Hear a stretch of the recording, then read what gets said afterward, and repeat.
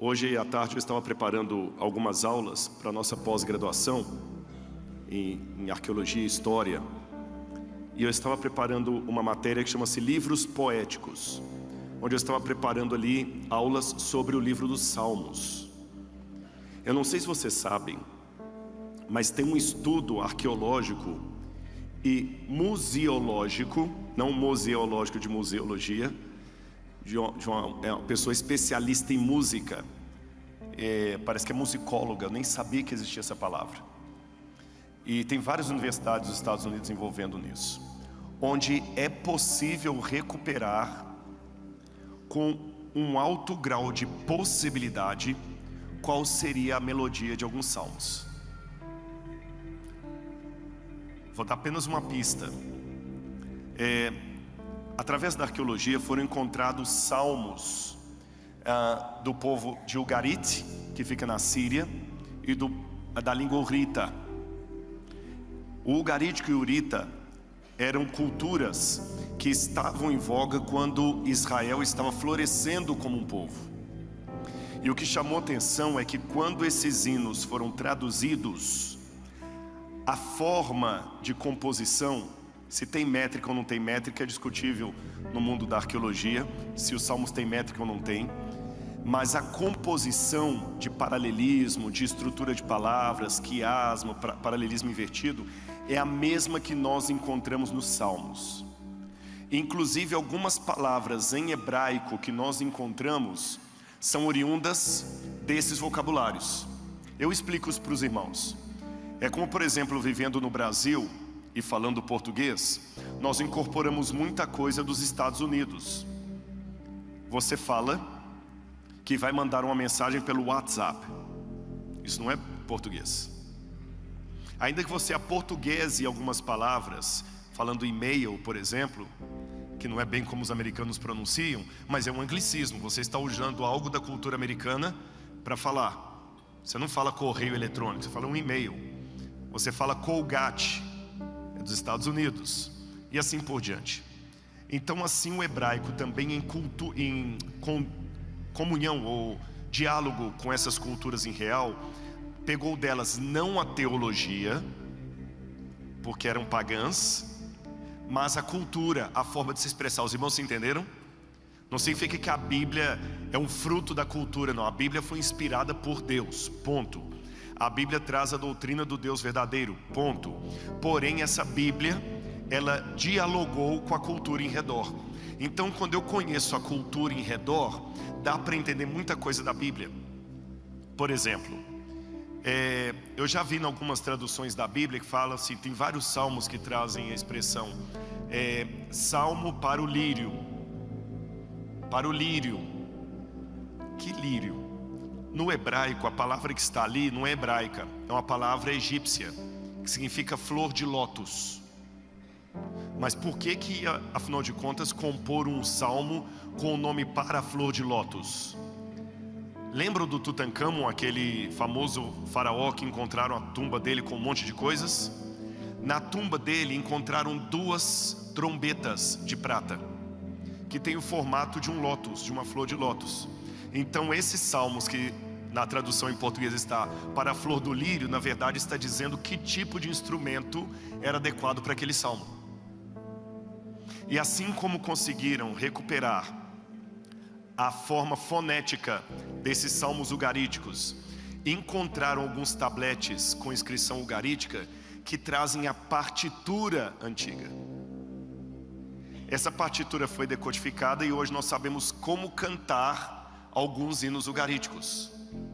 Na sequência desse estudo, perceberam que nos textos hebraicos medievais tem alguns sinais que não são vogais, são os teanim. Eram vogais que os copistas judeus colocavam para dizer como aquela palavra deveria ser entonada se fosse cantada. E esses teanim são muito parecidos com a melodia extraída dos livros ugaríticos. Então com base nisso a gente tem uma boa ideia de como os salmos eram cantados. Agora eu sei que vocês estão curiosos para saber como é que era essa melodia, não é? Façam a pós-graduação do NASP que vocês vão descobrir. Tá bem? Isso é só para pós-graduação. Foi a aula que eu preparei e vou gravar lá. Mas por que eu tenho essa introdução? Porque como eu quero falar de louvor, hoje eu passei o dia inteiro pensando nisso, em louvor. E o sermão que eu vou pregar aqui hoje é um sermão também para o pregador. Uma vez conversando com uma empreendedora, ela falou da dificuldade que ela tinha de, numa loja de roupas, por exemplo, ela vender algo que ela não usaria. E pensando bem, realmente é uma coisa difícil. Imagine se alguém que tem o capital financeiro do Elon Musk tivesse uma loja de brechó. Ele ia vender coisas que ele, como multibilionário, não usaria. Concordam comigo? Mas como é que a gente vence essa incoerência? Ele não usaria enquanto multimilionário, mas para o negócio dele fazer sucesso, ele tem que pensar: se eu fosse uma pessoa da periferia, eu usaria a roupa que eu estou vendendo na periferia? Se a resposta é não, então ele não deve vender. Vocês compreenderam? Então essa é a questão. Para um negócio dar certo, você tem que ter a certeza que você usaria aquilo se fosse um cliente.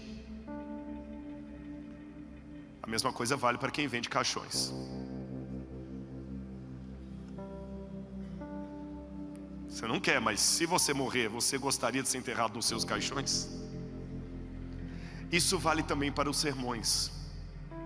Mesmo que eu já saiba o que eu vou falar até o final, o que eu vou pregar aqui hoje teria que valer para mim se eu também estivesse sentado aí. E é com esse espírito que eu oro hoje para que Deus me use para pregar a você essa mensagem. Abram sua Bíblia comigo em nome de Jesus, no livro de 2 Crônicas, capítulo 20. E fique com a Bíblia aberta, porque eu vou ler o texto, fazer um comentário e voltar para o texto. 2 Crônicas, capítulo 20. Porque talvez esse capítulo é hoje a história da sua vida. Sem nenhum narcisismo, eu acho que talvez não é pecado em você descobrir que um dos motivos porque Deus recuperou minha garganta e me permitiu pregar é porque você precisava ouvir isso aqui. 2 Crônicas capítulo 20 começa assim: depois disso, os filhos de Moabe e os filhos de Amon, com alguns dos meunitas, vieram para fazer guerra contra Josafá. Então vieram alguns e avisaram Josafá, dizendo: uma grande multidão está vindo contra Judá do outro lado do Mar Morto, da Síria. Eis que eles já estão em Hazazon-Tamar, que é o En-Gedi. Imagina a situação, fica com a Bíblia aberta. Josafá tinha um nome cujo significado era muito especial. Josafá em hebraico significa o Senhor julga. O Senhor é o meu juiz. E ele estava governando em Jerusalém, mas ele tinha várias limitações em Jerusalém. Em primeiro lugar, quando ele pegou Jerusalém, as finanças já não estavam boas. Como Jerusalém passou muito tempo sem ser atacada antes dele, subserviente da Assíria, o exército estava com as armas completamente desatualizadas. Israel tinha a maior parte das suas armas ainda da época do bronze. Não estavam atualizadas, não eram armas boas para lutar contra um exército que tinha armas mais potentes da época do ferro. E agora ele sabe que uma multidão veio da Síria para atacá-lo. Vários reis, eles já tinham descido pela área do Mar Morto, já estavam no En-Gedi, que é já do lado de cá do território de Israel. Em poucos dias chegariam a Jerusalém. Qualquer um de nós, como Josafá, por mais que esteja orando todos os dias, pode receber uma notícia ruim a qualquer momento. Talvez você que está me assistindo em casa recebeu essa semana essa notícia: o laudo do exame deu positivo. Você está provavelmente na lista de pessoas que vão ser demitidas. O seu pai está falando que vai separar da sua mãe. Uma notícia ruim. Estão planejando puxar o seu tapete, alguém te avisou. E nessa hora o coração fica apertado. E você fala: Senhor, de novo. A Bíblia fala que quando Josafá ouviu isso, verso 3, Josafá teve medo. E é normal ter medo. Lembre, eu disse que esse sermão não pode ser um sermão que eu não faria para mim mesmo se eu não estivesse sentado aí. E não quero passar para vocês uma ideia triunfalista daquela pessoa que não, eu todos os dias acordo às 4 horas para orar, sem preguiça, sem medo, jejuo 3 vezes por semana. Não, eu sou como você. E quem convive comigo mais de perto, Laura está aqui de testemunha, sabe que eu sou uma pessoa muito ansiosa e com medo. Eu admito. Tem uma série de explicações na minha vida, e talvez a sua seja parecida. Porque desde criança eu vivi num lar que era muito tóxico. E era muito comum na minha infância. Eu lembro disso como se fosse semana passada. Quando 4 anos, 5 anos, eu acordava, ia para a escola com 7 anos. Tchau mãe, tchau meu filho, tudo bem e tal. Quando eu chegava da escola, o clima já estava pesado. Oi mãe, tudo bem mãe? Essa é a cara que eu tenho.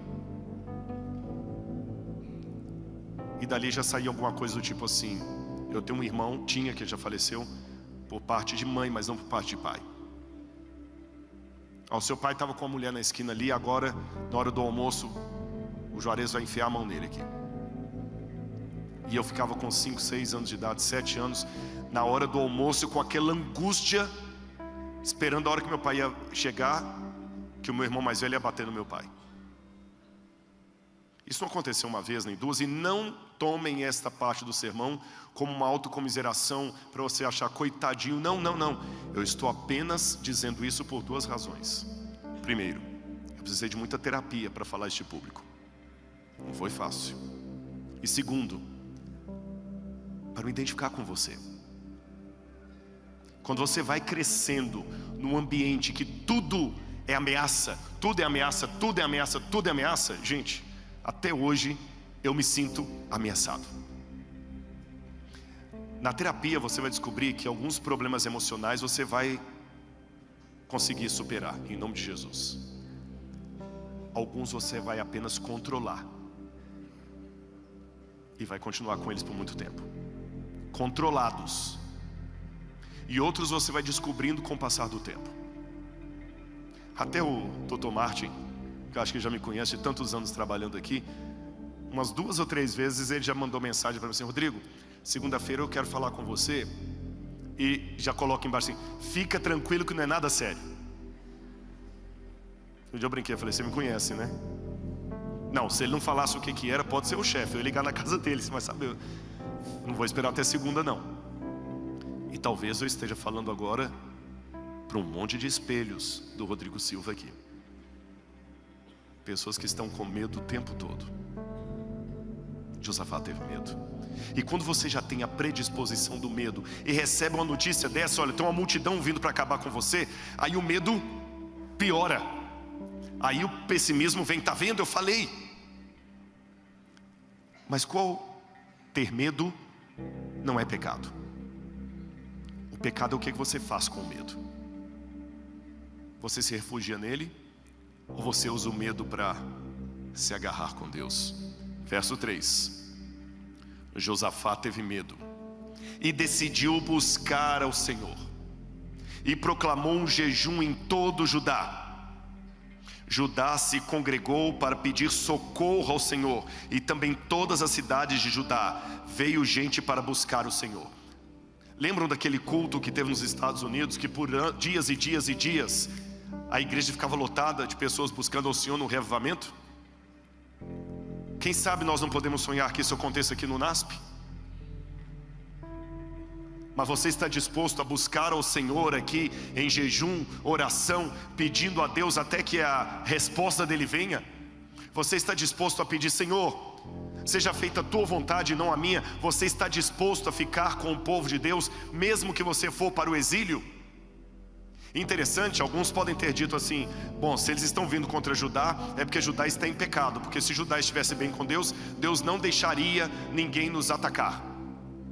E alguns talvez fizeram um grupo separatista. Outros oraram juntos. Daniel era fiel a Deus. Daniel não quebrou a aliança com Deus.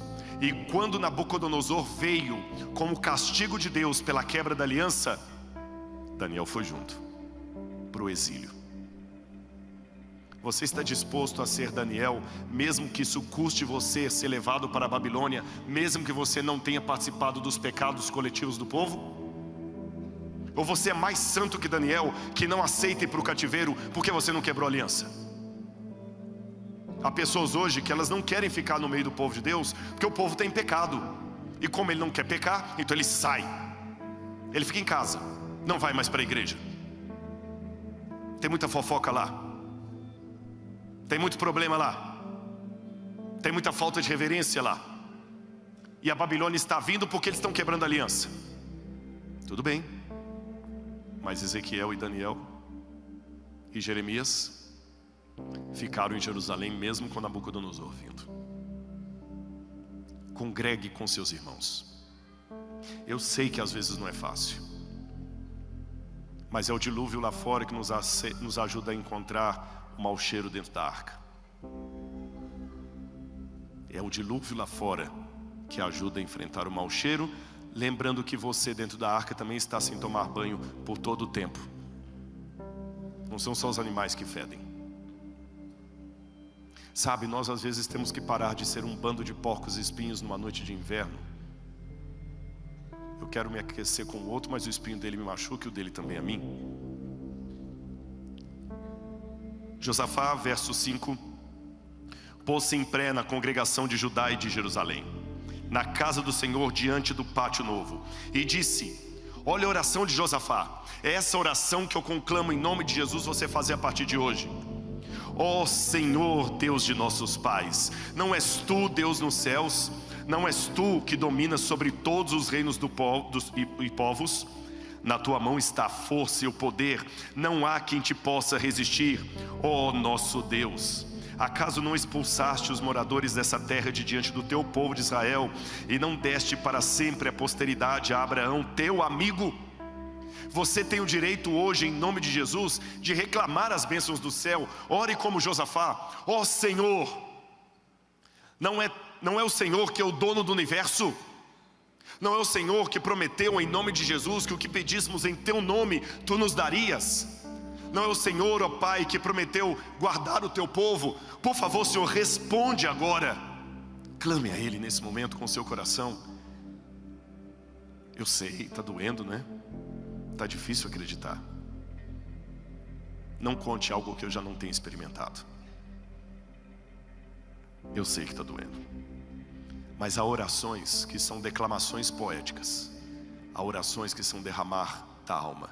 Eu já fiz orações que eu não conseguia falar uma palavra. Eu só balbuciava e a lágrima vinha. E soluçava. E soluçava. Já fiz orações que eu só ajoelhei e caí assim sem falar nada. Mas Deus consegue ouvir até o silêncio da minha alma.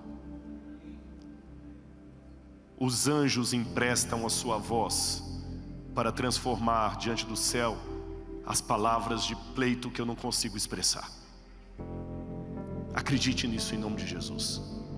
Quem está falando isso para você nessa noite não é alguém que leu um livro sobre isso ou estudou isso numa faculdade em Jerusalém. Não, eu vivi isso. E quando ele estava clamando ao Senhor, ele também pediu perdão. E ele falou: Senhor, nos ajude agora, porque eles já estão chegando. E no verso 12 ele fala: ó nosso Deus, acaso não executarás o teu juízo contra eles? Porque em nós não há força para resistirmos a essa grande multidão que vem contra nós. Em nome de Jesus, você não precisa ser hipócrita na oração. Peça a Deus para converter a pessoa que está prejudicando você, ou senão que traga o juízo. É bíblico. Você deve perdoar no sentido de não odiá-lo, não procurar a vingança. Nesse sentido você tem que perdoar. Não busque a vingança, não odeie, não deixe o rancor tomar conta de você. Mas tão bíblico quanto a ordem de perdoar é a ordem de repreender em nome de Jesus, de buscar o juízo. Paulo chegou ao ponto de entregar alguns a Satanás. Mas não faça você a ação da vingança, ela pertence ao Senhor. Senhor, faz alguma coisa, porque eu não posso. Clame a Ele nesse momento. Ele estará contra você.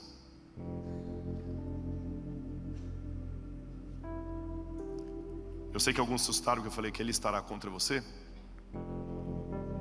é porque em alguns momentos Deus não será uma avó acariciando você na hora de dormir. Ele será um general do exército mandando você pagar 20 flexões. Sabe por quê? Porque nós estamos, como Josafá, num grande conflito entre as forças do bem e do mal. E como é que se treina um soldado para a guerra? Dando chá com bolacha para ele comer? Como é que treina um soldado para a guerra? É pede para sair. É tropa de elite. Mas a geração de hoje quer um Deus que só fique dando bolacha com chocolate. Mas para treinar você para enfrentar o mal, Deus tem que permitir você ir para o campo de batalha, de treinamento. Então não se assuste com os murros que Deus está lhe dando. Ele está fortalecendo você para que esse inimigo que está hoje te prejudicando não tenha mais força sobre a sua vida. E tenha certeza, você vai orar mais com pena de quem prejudica você do que com qualquer outro sentimento. Porque sendo você uma filha do Rei Eterno, sendo você um filho do Deus Eterno, ai de quem mexer com você. Mexeu com quem não devia. O sujeito que fez um gracejo com a filha do Mike Tyson não é um tarado, é um doido. Enquanto Josafá estava orando a Deus, verso 13, todos os homens de Israel estavam em pé diante do Senhor, com suas crianças, suas mulheres e seus filhos. Isso aqui, irmãos, é muito sério. A nossa família tem que participar do louvor. A nossa família tem que participar. Nossa casa tem que ser um lugar de louvor a Deus. Todo mundo ali. Mas há pais também que por amor aos filhos deixam entrar fogo estranho em casa para o filho não revoltar. Eu sei que esse tipo de música aqui não agrada a Deus no sábado, mas se eu falar com meu filho que não pode, ele vai sair da igreja. O único problema nessa forma de educação é que você está amando o seu filho mais do que a Deus. E a Bíblia fala: aquele que ama seu pai e sua mãe mais do que a mim não é digno de mim. Aquele que ama sua esposa mais do que a mim não é digno de mim. Aquele que ama seu filho e sua filha mais do que a mim não é digno de mim. Se na sua casa, onde você é o sacerdote, no dia do Senhor, você tolera coisas que não agradam a Deus, para que o seu filho não fique chateado com você, você está amando o seu filho mais do que a Deus. Eu não tenho legislação alguma com relação ao condomínio que eu moro. O lixo é recolhido no dia de sábado. O que eu posso fazer? Foi a prefeitura.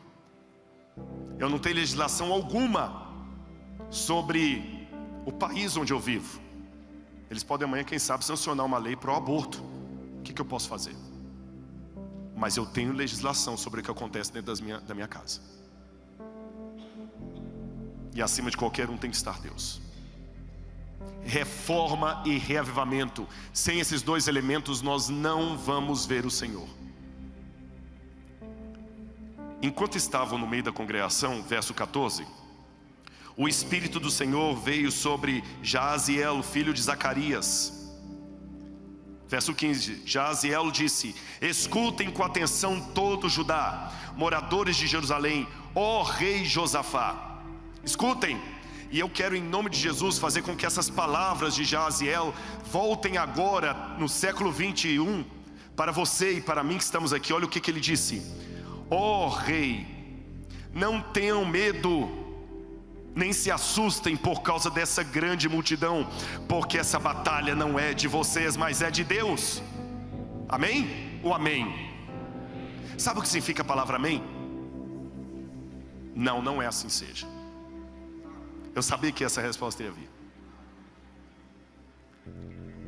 Amém. Eu vou contar a história da palavra amém e vocês vão agora falá-la com outro sentimento. Em hebraico não tem um termo próprio para fé.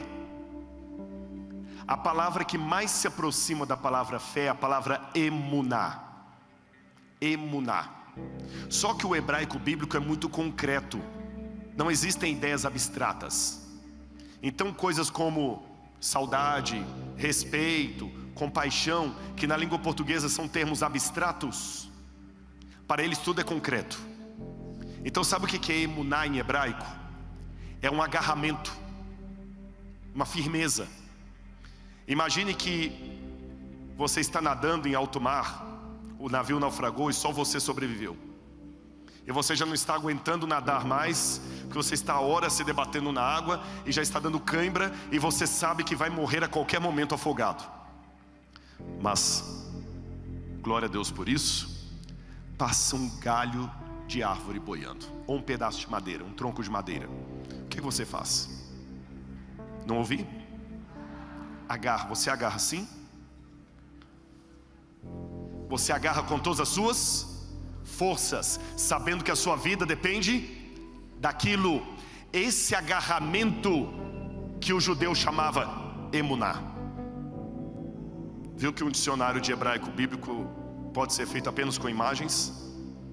Emuná é esse agarramento, como se minha vida dependesse daquilo. É quando você agarra o salva-vidas, quando você agarra alguma coisa, você agarra uma corda. Isso é emuná. Da palavra emuná vem a palavra amam, firme. E da palavra emuná e amam vem a palavra amém, que significa, nisto eu me agarro. Esse é o sentido de amém. Não é assim que assim seja. Amém significa, nisso eu me firmo, como se minha vida dependesse disso. Então eu repito, amanhã vocês não precisarão batalhar, porque essa guerra é do Senhor, não é de vocês. Essa guerra de Deus é minha. O que vocês dizem? Você crê nisso? Você acredita que essa batalha que você está enfrentando, que essa notícia que você recebeu, que esta ordem para destruir você, é Deus que vai batalhar por você? Deus não está apenas conosco, Ele está ao nosso lado. E depois que o profeta falou aquilo, verso 18: então Josafá se prostrou com o rosto em terra, e todo Judá e os moradores de Jerusalém também se prostraram diante do Senhor. Os levitas e filhos dos coatitas e dos coraitas se levantaram para louvar ao Senhor, Deus de Israel, em voz bem alta. Irmãos, eles falaram amém e louvaram a Deus, mas não tinham ainda visto a vitória. O muito obrigado veio antes do favor. O culto de ação de graças foi feito antes da cura. Mas isso aqui é um ato de fé. É louvar a Deus. Eu louvo a Deus pela volta de Jesus, que ainda não aconteceu. Hoje a gente estava cantando ali, eu não podia cantar evidentemente, mas eu estava, nossa, eu acho que por não estar cantando eu estava mais envolvido do que se eu estivesse cantando. Uma pequena luz então virá, e verei o meu Senhor. Já tem tantos anos que eu estou esperando.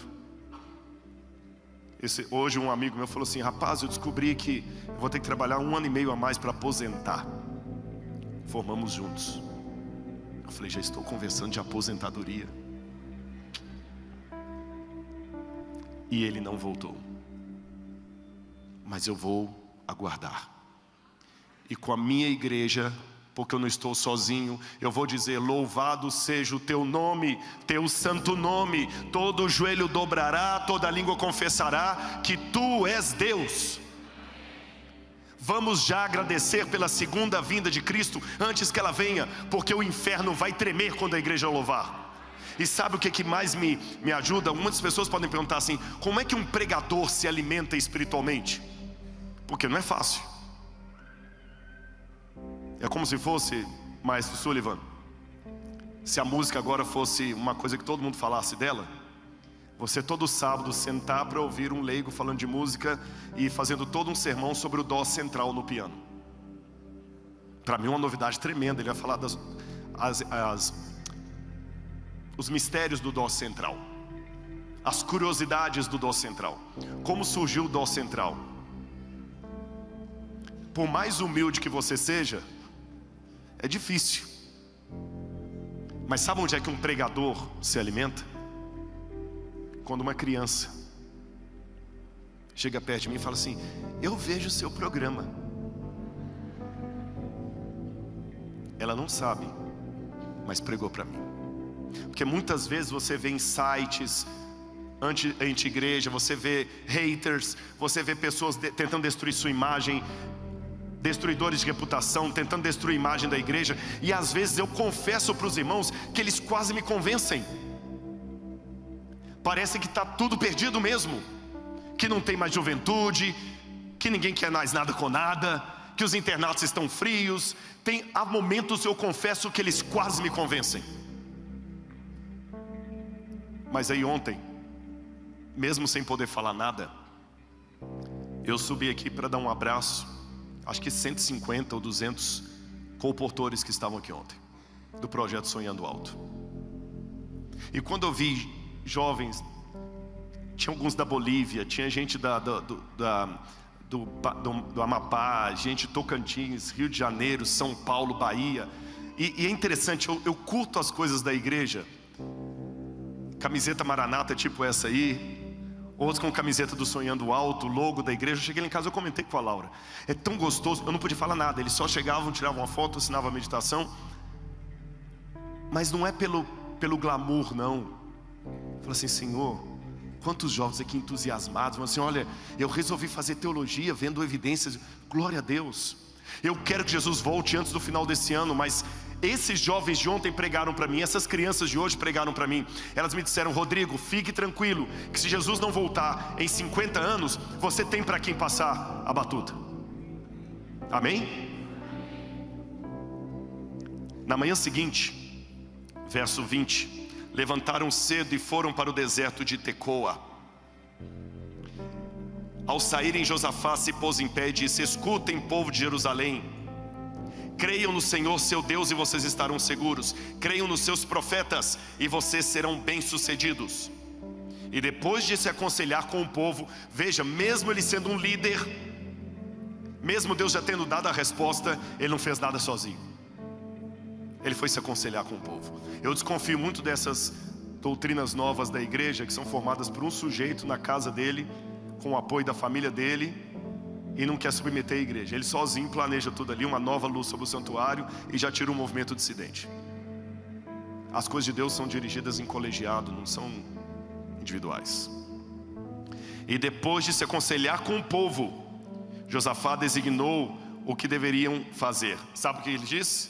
Vou parar de ler agora e vou contar para você. Vamos com o exército encontrar o outro exército, mas à frente do batalhão mandem o coral. Está aí na Bíblia, os músicos. Mandem o coral. Eu nunca vi uma tática de guerra como essa.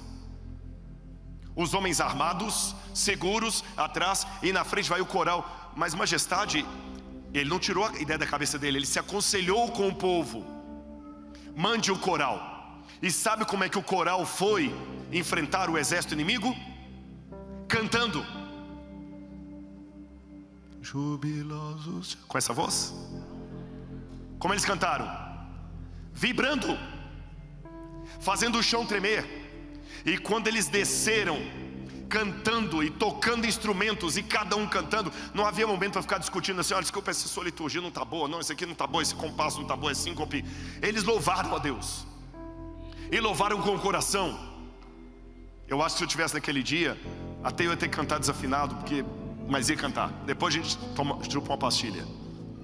E eles cantaram, e cantaram com a alma, e cantaram com o coração. E sabe o que aconteceu? Quando eles começaram a cantar, o exército do outro lado ficou louco quando ouviu aquela música e aquele som. E eles pensavam que o exército de Judá era 2 vezes maior. E a Bíblia fala que os próprios inimigos começaram no desespero a lutar uns contra os outros. De modo que quando Josafá chegou com o exército dele, ele não teve que desembainhar a espada, porque já estavam mortos. Mortos porque o exército cantou. Sabe o que significa para a minha vida e para a sua hoje? Quando você louva a Deus, o inimigo se confunde. Lúcifer pode ter milhares de anos de experiência, pode saber psicologia mais do que Freud, pode saber filosofia mais do que Baruch Spinoza, mas ele também se confunde. Os anjos do mal não entendem por que você, apesar da sua dor, ainda canta como Paulo e Silas na cadeia. Ele não sabe por que você não entrega os pontos, apesar de estar deprimido, apesar de estar cansado, apesar de estar com a caixa cheia de remédios para tomar. Você não desiste, não é porque você tem força em você mesmo, não. Não é autoajuda, com U, é autoajuda que vem lá de cima. Não é você que é forte, não é você que é bom, não é você que é especial. É Ele que dá em você a força que você não tem. Então, em nome de Jesus, eu conclamo a você nessa noite: saia daqui louvando a Deus em seu coração. Faça o exército do mal tremer, faça o diabo desistir. Que os anjos do mal lutem uns com os outros, porque eles não entendem por que você está louvando, mesmo eles cercando você de todos os lados. Esse é o louvor que liberta. Eu pedi ao Sullivan que preparasse uma música para um apelo. Pode vir aqui para frente. E o Espírito Santo tocou de tal maneira que ele mandou para minha música, que a não ser que a esposa tenha ouvido antes, eu não sei, eu posso dizer que eu sou a primeira pessoa que ouvi essa composição. Ele não tinha ouvido o meu sermão, mas o Espírito Santo tocou de tal maneira que quando eu ouvi a música, eu corri para Laura e falei assim: gente, parece que ele ouviu o meu sermão todinho. Deixe-me corrigir o português. Não é o meu sermão, não é a sua música, é o sermão dele que ele me usou para pregar, é a música dele que ele usou você para escrever. E eu não posso sair daqui sem fazer um apelo, porque a única coisa que justifica eu não ter ficado descansando a minha garganta e vir aqui pregar é porque Deus quer tocar na sua vida. E eu não sei quantos estão aqui nos visitando, eu não sei quantos estão aqui numa luta na vida, eu não sei quantos estão aqui querendo desistir, mas eu não posso sair daqui sem fazer um apelo ao seu coração. Eu não sei se eu estou pregando nessa noite para algum jovem que está a um passo de sair da igreja. Você é filho de obreiro e só está esperando terminar a faculdade para nunca mais pisar numa igreja. Você não acredita mais. Você já pensou em desistir? Em nome de Jesus, deixa eu orar por você. Se alguém sente nessa noite que precisa de uma oração especial, se alguém precisa tomar uma decisão, quem sabe pelo batismo, se alguém precisa voltar para os braços de Jesus, se alguém está numa luta e está se sentindo só, vamos louvar a Deus juntos. Enquanto o Sullivan canta, eu aguardo você aqui para orar com você. Toma esse ato de fé e vem aqui à frente, que eu quero entregar você no altar de Deus. Não sei você, mas eu me senti assim muitas vezes.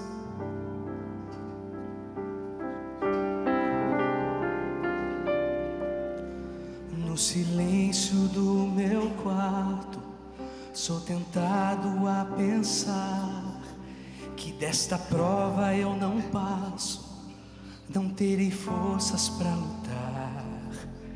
Mas então eu me lembro das lutas que já passei. Eu me levanto e rendo glórias, pois do meu lado está o Rei. Essa batalha não é minha, essa batalha é do Senhor. Enquanto enfrento os meus gigantes, a Ele ergo meu louvor. Presta atenção na letra. Te adorar. Preste atenção. Louve a Deus. Adore a Deus nesse momento.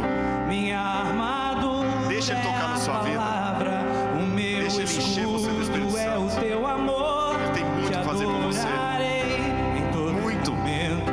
Te adorarei. Sua história só está começando. Em qualquer lugar. Adore a Deus em qualquer lugar. No leito de um hospital, adore. Você que está em casa, você que está em casa, aceite a Jesus como seu Salvador pessoal. Nesse leito de hospital, nesse quarto com a droga debaixo da sua cama, esse vício em nome de Jesus. Deixe um comentário aqui no site que você hoje entregou a sua vida a Jesus como seu salvador pessoal. Em nome de Jesus, aceite a graça de Deus hoje. Que Deus abençoe sua vida. Enfrento os meus gigantes, a Ele ergo o meu louvor. Erga o louvor a Deus. Adore a Deus. Em qualquer situação. Não desista. A gente vai para o céu. Eu garanto, não em nome dele, nós vamos para o céu. Meu escudo é o teu amor. Te adorarei em qualquer momento. Te adorarei em qualquer lugar. Nada pode parar o meu louvor. Nada pode parar. Nada pode abalar o meu louvor. Nada. Trema o inferno, porque essa igreja louva, essa igreja ora, essa igreja clama. A batalha está em descansar. A batalha é de Deus. A vitória está em te é dele. A vitória está em confiar. Olha, a vitória está em confiar. A vitória está na entrega. Glória a Deus. A vitória está no clamor. A vitória está em tua graça. A vitória está no Obrigado por essa música, Deus. Obrigado, Deus. pra te adorar. Veja os teus filhos, Senhor. Te adorar. Ele ama você. Tudo que sou, minha armadura é a palavra, o meu escudo é o teu amor. Te adorarei em qualquer momento, te adorarei em qualquer lugar. Nada pode parar. Nada pode abalar. Meu louvor. Nada pode abalar o meu louvor. Com a voz embargada, chorando, gritando, mas eu vou louvar a Deus. Nada pode parar. Oh, glória, Senhor. O meu louvor. Nada abala o meu louvor. Glória ao teu nome, Senhor. Louvado seja o teu nome. Fecha o seu olho agora. Pai, é no sagrado e poderoso nome do teu Filho Jesus que eu entrego teus filhos e tuas filhas nesse momento no teu altar. Pai, do fundo do meu coração, eu procurei transmitir a tua mensagem para eles. Eu te pedi que o Senhor me usasse e que a honra, a glória e o louvor sejam exclusivamente tuas, ó Pai. Mas permita, Senhor, eu te agradecer porque eles vieram à frente. Permita-me, Senhor, te agradecer pelas decisões tomadas. Agora, Senhor, cuida deles, porque o medo é grande, Pai. São muitos inimigos querendo às vezes nos destruir, mas a vitória, Senhor, só vem de Ti. Que nada, nem doença, nem calúnia, nem desespero, nem angústia, nem depressão, nem vício, nem nada possa abalar o nosso louvor.